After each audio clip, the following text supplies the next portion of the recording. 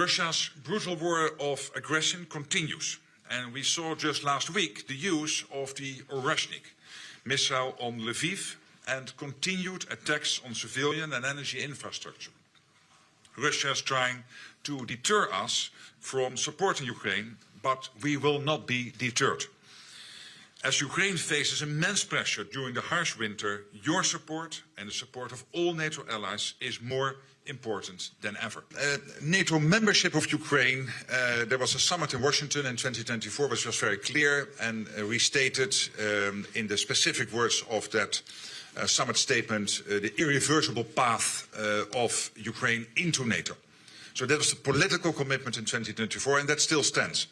At the same time, we know that several allies, including Hungary and the United States and some others, are either against or very much doubtful about full NATO membership for Ukraine. That is a given, that is a fact. And at the moment, we have to deal with the situation in Ukraine and between Ukraine and Russia, particularly since the brutal, unprovoked onslaught of Russia against Ukraine starting in February 22. And what is being discussed now with the United States, with all NATO allies, within the coalition of the willing, led by and originally organized and led by the French and the Brits, is how, after a full peace deal / a long-term ceasefire, how to make sure that Russia will never ever attack again. And if it is then not NATO, what then? And that's exactly the debate which is now currently taking place. The US is very important here. Steve Witkoff and Jared Kushner are playing a very positive role here, together with Marco Rubio, under the guidance of President Trump, who has broken a deadlock with Putin by starting to dialogue with him. And he had to do that. He was the only one who could do this, and I was very happy he did, starting in February last year. And obviously that still leaves the very sensitive issue of territory.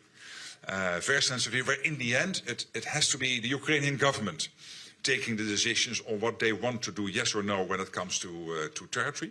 But they need to know that whenever that moment comes, when they have to decide on territory, that they have the full backing, not only of their own armed forces, but also of this coalition of the willing, the United States, to collectively make sure that indeed the Russians will not repeat what they did after 2014-2015 with the Minsk agreement, which is attacking Ukraine again. We have said many times that the government is clear about how to participate in Ukrainian territory when it comes to Croatian troops.